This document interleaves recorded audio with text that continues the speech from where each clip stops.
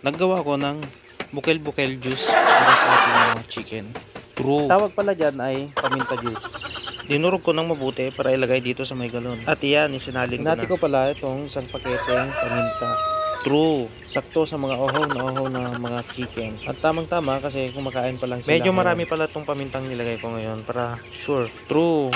At yan na nilagay ko. Naglagay ako ng tagi-isang spoon ng asin sa kanilang inumin. At yan, 3 liters pala ito kung nilagay ko. Lalo, at yan, hinalo-halo ko na yan nung nasa loob na. Hinalo ko pala ng mabuti ito para maayos yung pagka-mix niya. So ayan, hinalo-halo ko na ng grabe. Habang naghihintay yung mga manok dun sa loob, hinalo-halo ko pa rin. So ganyan lang yung paghalo. Ayan, close ko na. Tapos ipasok ko na dun sa kulungan.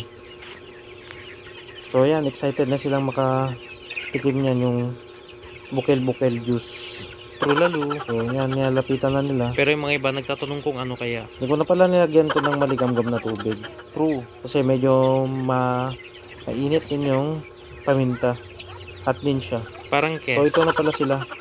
Habang kumakain, meron na din umiinom doon. So itong mga black, yung mga Americana. 7-week-old na po pala itong mga Americana. Habang itong mga D102 natin, mga ito. Mga D102 po yung mga yan. Nasa 1 month na po sila.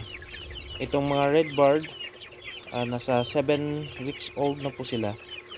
So, mix na po nandito sa meron kung ano-ano dito sa brooding house nila. Nakamix na po yan. Pero may halo rin konting native po dyan. Pinapalaki po namin. Diyan na rin sila. Pero pag umabot na po sila sa